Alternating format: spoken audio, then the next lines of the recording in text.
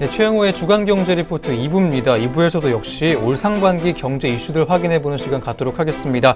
1부에서는 1, 2, 3월의 주요 이슈들 한번 살펴보셨고요. 이어서 4, 5, 6월에 있었던 이슈도 확인해보도록 하겠습니다. 먼저 4월부터 보겠습니다. 또 이 사건을 빼놓고는 올 상반기 논할 수가 없습니다. 바로 삼성증권의 배당 사고인데요. 내부 직원의 실수로 우리사주 보유 임직원에게 줘야 할 배당금을 주식으로 지급하는 주문 실수 사고가 났습니다. 고모님 설명해 주시죠. 2018년 4월 6일 아주 기념비적인 그렇습니다. 초유의 사건이 터지죠. 네. 28억이라는 억 원의 배당금이 나가야 되는데 배당금으로 나간 게 아니라 네. 원이 주로 누르는 바람에 28억 주가 나가죠. 그래서 발행 한도가 1억 2천만 주였는데 네. 그것을 훨씬 넘는 이런 주식들이 배당이 되다 보니까 네. 사실 그렇게 나가면 112조의 그런 주식이 배당이 됐고요. 그런데 문제가 그러면 네. 자기한테 이 계좌에 이상한 주식이 들어오면 네. 신고를 하든지 뭘 해야 되는데 21명의 삼성증권 직원 임직원이 네. 그것을 501만 주를 시장에 유통을 하게 되는 상황이 됐죠. 그래서 두 가지가 문제였습니다. 첫째, 회사에서 자동으로 이것을 제어하는 장치가 없었고 네. 또 직원들의 어떤 우리가 이해할 수 없는 행동을 한 데 대한 그렇죠. 행동 강력, 선관주의의 의무를 다하지 않은 부분 네. 두 가지가 겹쳐지면서 됐고요. 지금 5월 그러니까 이제 5월을 지나고 6월, 7월 이제 지금 계속 압수수색까지 이제 간 상태에서 네. 이제 7월 달이면은 법적인 그런 판단이 나오는 상황이 됐고요. 네. 민사 형사 소송이 같이 이뤄질 수 있는 개연성이 높다고 지금 전문가들은 평하고 있습니다. 네, 근데 제재가 임박을 지금 했는데 실제 삼성증권의 신용도나 실적에 미치는 영향이 좀 미미할 것이라는 분석 나오고 있는데 맞을까요, 원장님? 뭐 이대로 넘어간다면 그럴 수도 있겠죠. 그렇지만은 아마 제재가 굉장히 고강도 제재가 나올 걸로 예상이 됩니다. 그렇군요. 그 영업 정지까지 생각하시는 거죠, 그럼? 예를 들어서 영업 정지를 당한다 그러면 이제 삼성증권의 대외 신용력이라든지 그렇죠. 또 국내 투자를 계속 지속적으로 우량 고객을 유치하는 인데 결정적인 영향을 미칠 수밖에 없기 때문에 네. 굉장히 회사는 큰 타격을 받을 수밖에 없다고 생각합니다. 네, 앞으로의 제재 강도를 좀 살펴봐야겠습니다. 다음 이슈입니다. 이것 또한 상반기 경제를 그야말로 들었다 놨던 이슈였습니다. 대한항공 조현민 전무가 광고 대행사 직원에게 갑질했던 이 내용이었는데요. 이것도 한번 봐야 될 것 같습니다. 빼놓지 않을 수 없습니다. 여기 이제 이르다 보니까 그 일가가 다 사실 포토라인에 다 쓰게 됐어요. 그래서 일가족이 섰습니다. 네, 다 뭐 조양호 회장까지 해서 10번의 포토라인에 섰고요. 네. 그 다음에 11개의 사정기관과 사법기관에서 지금 조사 중입니다. 그래서 네. 11면 초과에 걸렸는데 배임 횡령에 무슨 특수폭행에 지금 뭐 그냥 뭐 말씀하시면 다 걸릴 수 있는 부분들이 네. 뭐 죄질도 굉장히 국민 정서상 굉장히 나쁜 정도의 그런 상황인데 지금 이제 최근에 뭐 흘러가는 그 흐름은 그럼 조양호 일가가 이제 경영권에서 손을 놔야 되지 않느냐 네. 그런 쪽으로 가고 있는데요. 뭐 이제 법적인 것들은 뭐 더 이상 얘기를 안 하더라도 어떤 정서와 어떤 국민 이 대통합 차원에서는 빠른 그런 수습이 필요하고요. 네. 빠른 이 결정이 지금 필요한 상황으로 보여집니다. 알겠습니다. 한진일가에 대해서 이제 전방위 수사가 진행 중에 있습니다. 원장님께도 한번 여쭤볼게요. 진행 상황과 현재 상황을 한번 전해주시죠. 지금 뭐 여러 가지 소소한 것들이 다 고발이 돼가지고 네, 혐의가 굉장히 많죠. 네, 지금 되고 있는 상황인데요. 저는 이 사건은 그렇게 생각합니다. 네. 올해 들어와가지고 네. 이상하게 우린 날라다니는 그 회사들, 칼, 한진, 또 금호, 이런 것들이 다 지금 뭐 문제를 일으키고 있는데요. 네. 그 한진의 경우는 소위 재벌 일가의 갑질이라든지, 그렇죠. 또 이제 그 밀수라든지, 네. 또 음료, 갑질, 또 그 배임 횡령이라든지 네. 이런 것들이 보면 어떻게 보면 굉장히 그 대한항공의 큰 경영에 대한 문제라기보다는 네. 굉장히 사소한 문제예요. 일가족의 내용일까요? 그러니까 이게 너무 그냥 언론에 언론에 의해서 부풀어졌는지 정부에 의해서 부풀어졌는지는 몰라도 이게 너무 이게 뻥튀기가 된 게 아니냐. 알겠습니다. 이거는 한국 대외의 이미지에도 굉장히 네. 좋지 않은 그런 영향을 미칠 수 있다. 혹시 뭐 예. 평생 대한항공만 타신 거 아니에요? 예, 저는 이때까지 늘 대한항공을 애용해 왔습니다. 그러셨군요. 예. 마일리지 많으시군요. 예. 요즘에 아시아나 시끄러운데 대한항공이 그리고 또 아시아나도 이제 이거는 이제 조금 이제 구조조정 과정에서 자금 유치가 어려우니까 거기서 네. 또 이제 기내식 문제, 네. 기내식 해주는 회사에 이제 좀 갑질을 한 게 이번에 또 문제가 돼가지고 그렇죠. 이제 되고 있는데 네. 제가 뭐 일반 국민의 한 사람으로서 바라건대는 네. 그런 문제는 빨리 해결이 마무리를 되고 짓고요. 우리나라를 대표하는 국제 캐리어들이 건실하게 자리를 잡는 그런 계기가 빨리 왔으면 좋겠습니다. 근데 아시아나 말씀하시니까 이런 와중에도 딸을 지금 상무로 지금 취업을 시켰거든요. 그래서 야, 이런 와중에도 저런 배짱은 어디서 나오는가 싶을 정도로. 근데 국적기가 진짜 우리가 외국 나가서 우리 이 국적기만 봐도 뭉클할 때가 있었잖아요. 그래서 조금은 다시 한번 주변을 살피는 그런 계기가 됐으면 좋겠습니다. 네. 양자가 다 반성을 해야 된다 생각합니다. 그렇습니다. 이렇게 4월의 이슈들 한번 짚어봤습니다. 아니, 근데 4월에 큰일 하나 있었는데 그거 얘기를 안 하셨습니다. 김기식 금감원장 사의. 그거 대단했죠 그때. 네. 사실 그래서 그때 뭐 외유성 뭐 이제 또 뭐 돈 받은 거 이런 거 했는데 사실 뭐 아프죠 이 정권으로는. 네. 또 김기식 원장까지 가서 이렇게 삼각편대를 잘라 그랬는데 그런 면에서는 굉장히 큰 사건이 하나 더 있는 거를 한 번 더 짚고 가고 싶습니다. 그렇습니다. 이게 또 4월에 있었군요. 4월이죠. 예. 네. 특히 좀 4월에 우리가 기억할 만한 일들이 좀 많았던 것 같습니다. 다음 5월로 한번 넘어가 보겠습니다. 미국 정부가 한국산 철강 제품에 부과할 예정이던 고율의 추가 관세 면제하기로 5월에 결정을 했습니다. 여기에 대해서도 한번 짚어주시죠. 원장님이 한번 짚어주실까요? 네, 여기서는 소위 말하는 트럼프 대통령의 아메리카 퍼스트 정책에 처음으로 들고 나온 게 철강에 대한 관세 부과였습니다. 네. 뭐 자기 우호적인 멕시코 또 캐나다 이런 북중미 국가들은 예외 없이 다 이제 관세를 25%씩 일률적으로 철강과 매기기로 했는데요. 거기서 한국은 예외적으로 유예를 해줬습니다. 네. 그때 유예된 이유가 뭐 우리가 뭐 이뻐서라기보다는 그 당시에 이제 한참 5월달에 대북 제재가 강화되고 있는 그런 상황이었습니다. 네.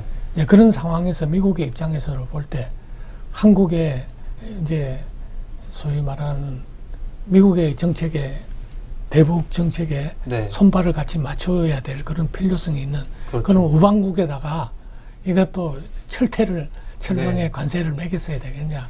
지금 시간이 타이밍이 좋지 않다 하는 그런 판단에 유예가 된 걸로 알고 있습니다. 네, 국무님도 여기에 대해서 뭐 첨언해 주시겠어요? 이것도요. 사실은 어느 거 연장선 선생이 받으면 3월 26일 날 한미 FTA 재협상 과정에서 나왔던 얘기거든요.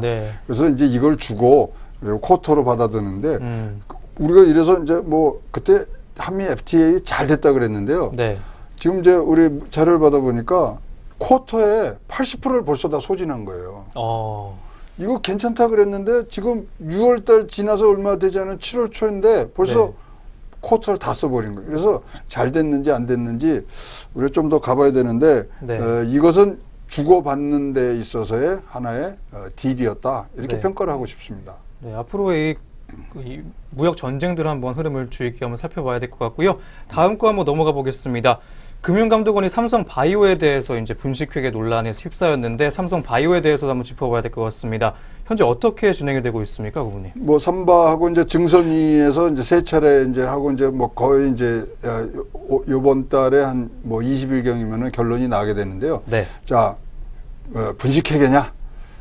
이 상황을 알았느냐, 몰랐느냐 하는데 변수가 하나 큰 게 생겼어요. 바이오젠이 이제 자기네 옵션을 쓸 수 있는데 옵션을 행사를 했습니다.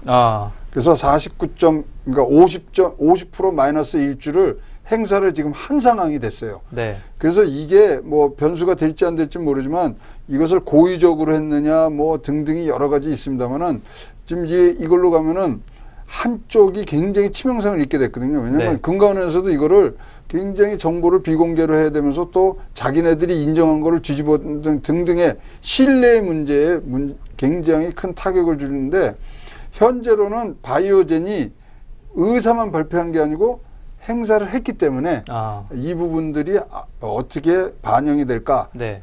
그것이 이제 관전 포인트인데요. 네. 뭐 제가 보기에는 지금 회계연도를 앞으로 당겨서 해라는 증선위의 그런 뭐 공고사항도 있고 봤을 때 과징금 정도로 끝날 상황이라고 봐집니다. 네, 원장님도 한번 짚어주시죠. 삼성 바이오릭스에 대해서 한번 분식회계 논란 확인해 주시면 좋을 것 같습니다. 저는 처음부터 정부가 잘못 판단한 상황이라 생각합니다. 어떤 점이요? 자, 우리가 앞으로 미래 먹거리 산업은 바이오 산업이 될 것이다. 그래서 유망 산업이 또 바이오 산업은 또 굉장히 투자 해임 기간이 이거는 뭐 1년이 2년이 아니라 몇십 년이 걸릴 수도 있는 장기간 투자가 필요한 사업이잖아요. 네. 그게 위험이 높고 장기간 걸리는 사람의 투자를 할 때는 그만큼 이제 뭐라 그럴까 어떻게 그 평가 문제가 이제 나오지 않겠습니까, 당연히. 그렇죠. 네. 네, 그러니까 이제 삼성 바이오 입장에서는 그런 걸 충분히 감안을 하고 그 평가에서 굉장히 이게 성공할 경우에는 굉장히 그 가치가 있는 기업이라는 걸 갖다가 한 것이기 때문에 이걸 갖다가 이걸 이제 반론을 제기는 한 자체가 그럼 우리는 장기 바이오 산업은 하지 않겠다는 의미와 같기 때문에 정부가 잘못 건드렸다. 처음부터 저는 그렇게 생각합니다. 네, 앞으로 어떻게 해결될지 흐름도 한번 짚어보셔야겠습니다. 다음 이슈 가보겠습니다. 정부의 경제정책 싱크탱크라고 할 수 있는 KDI가 올해 한국 경제가 2.9%의 성장세 보일 것으로 전망했습니다. 5월 31일에 나온 결과였는데요. 완만한 경제 성장세는 유지가 되겠지만 속도는 저하될 것이라는 관측이었습니다. 원장님 한번 짚어주실까요? 네, 이거는 어떻게 보면 2.9% 금년도에 정부는 3% 이상 경제 지금 회복세가 지속되고 있다는 게 정부의 입장이지 않습니까? 그렇습니다. 어떻게 보면 금년도에 2.9, 내년도에는 그것도 3% 안 되는 2.7을 갖다가 내놨다는 거죠. 네.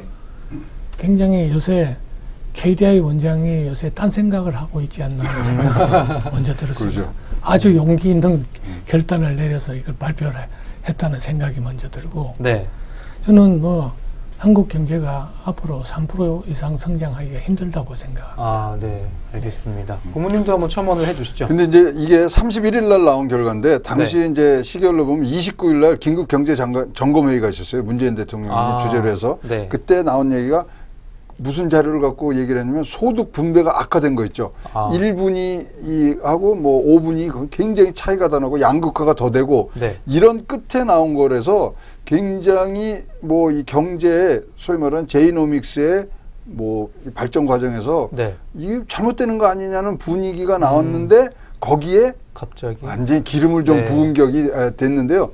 사실 뭐 통계는 통계니까 정확히 얘기를 해야 돼요. 그래서 KDA가 아까 원장께서 말씀하신 것처럼 용기 있는 그런 발언들을 해주셨고요.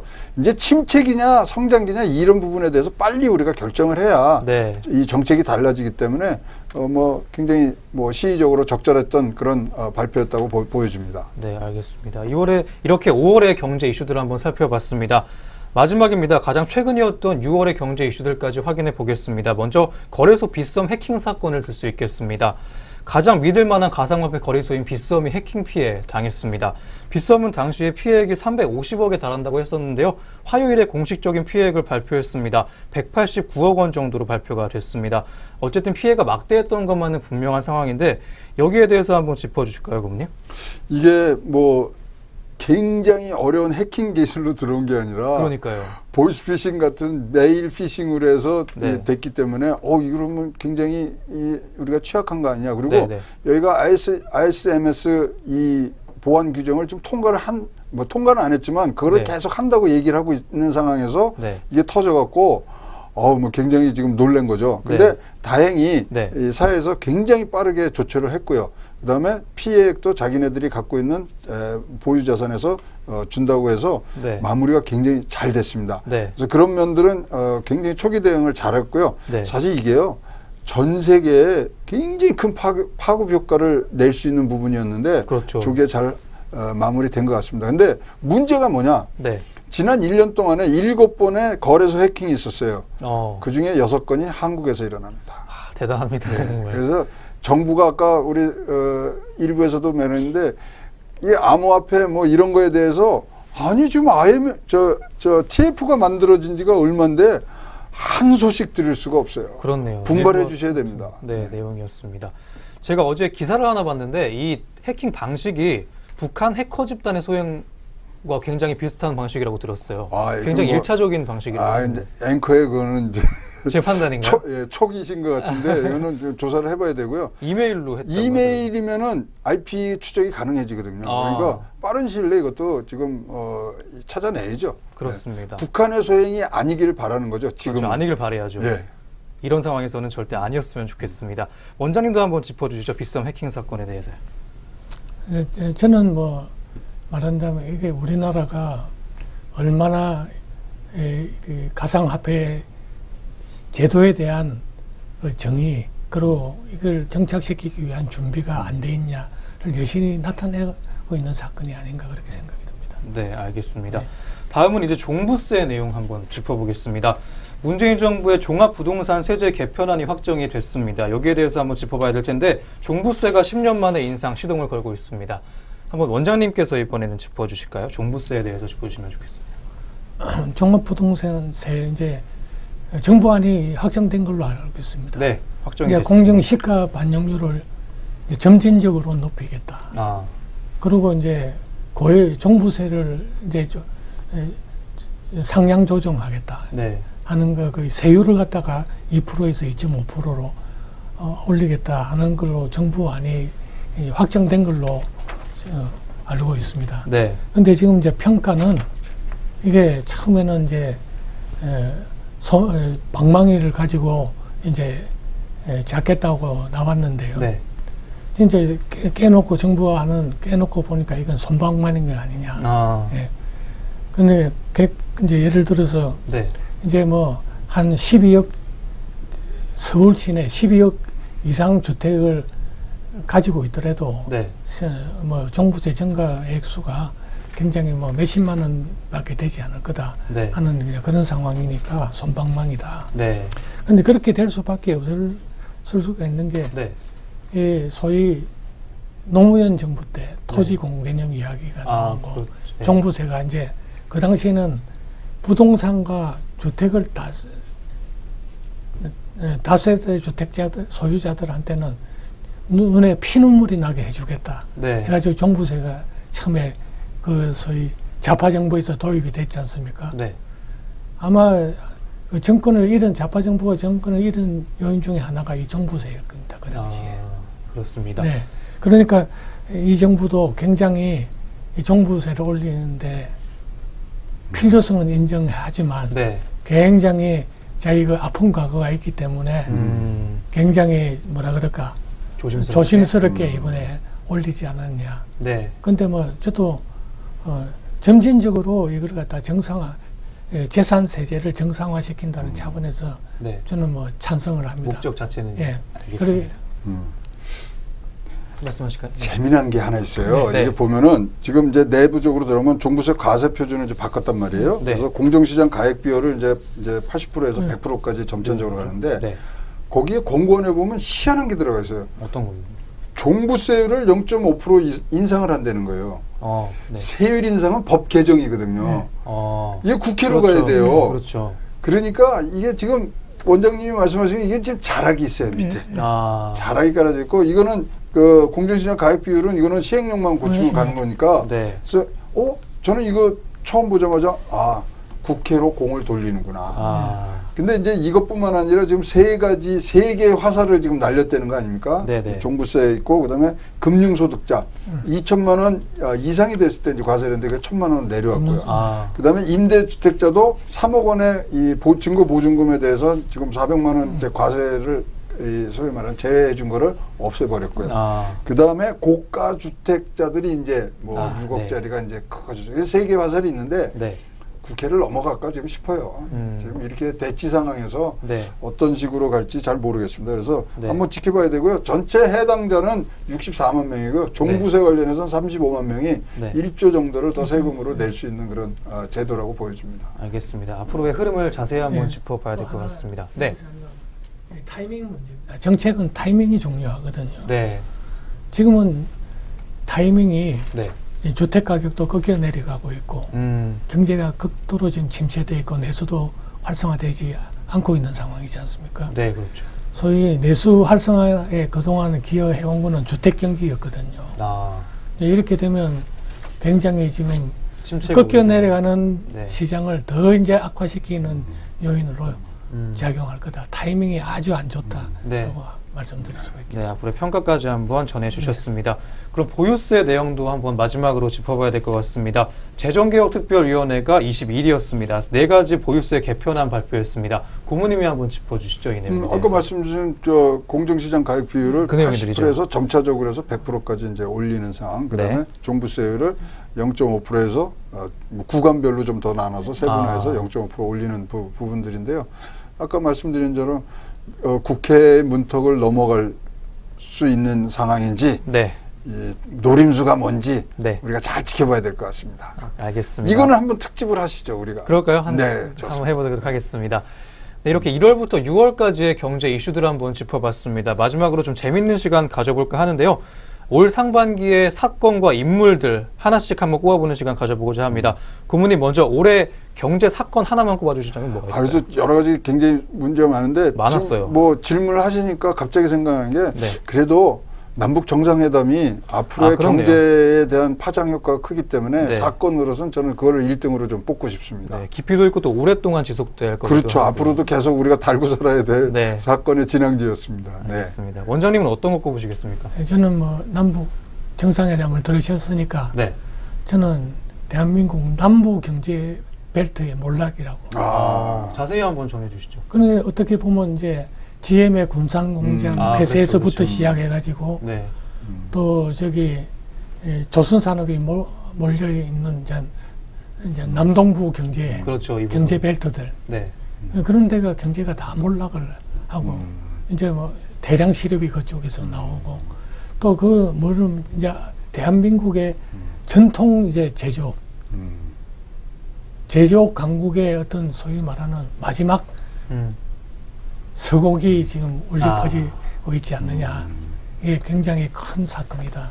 이런 걸 생각합니다. 알겠습니다. 경제 사건까지 한번 확인해 봤고요. 상반기 경제 인물 이번에 한번 보겠습니다. 이번에 원장님부터 한번 짚어주실까요? 어떤 인물을 꼽을 수 있을까요? 한 명만 꼽자면요. 아무래도 뭐 국내 경제에서는 새 정부가 출범했지 않습니까? 그렇죠. 새 정부가 출범하면서 새로운 경제 정책을 들고 나왔지 않습니까? 그렇습니다. 그게 이제 대통령이지 않습니까? 문 대통령이 이제 대표로 내세운 그 이제 제이노믹스인데, 이제 그 이제 혁신 성장, 공정 성장, 또 소득 주도 성장 이 세계 촉으로 이제 경제 내놓으신 이제 문재인 대통령이 그 정책 그 큰 방향이 그걸 갖다 굉장히 한국 경제에 앞으로 큰 임팩트를 미칠 거라 생각해서 문재인 대통령 이제 그걸 뒷받침하고 있는 실무자들 들으라 그러면 장하성 정책실장, 그다음에 김상조 공정거래위원장 정도가 이제 그 인물이라고 꼽을 수 있겠습니다. 아니 뭐 바꿔야 될 사람들 말씀하신 거 아니에요? 뉘앙스를 보면 약간 그런 것도 느껴지긴 했습니다. 고모님은 어떤 분 꼽을 수 있을까요? 이거 꼭 국내인이어야 돼요? 해외인? 그렇지 않죠. 그럼 저는 뭐 서슴없이 이방카 아빠. 그렇습니다. 이거 지금 뭐 안 걸리는 게 없어요.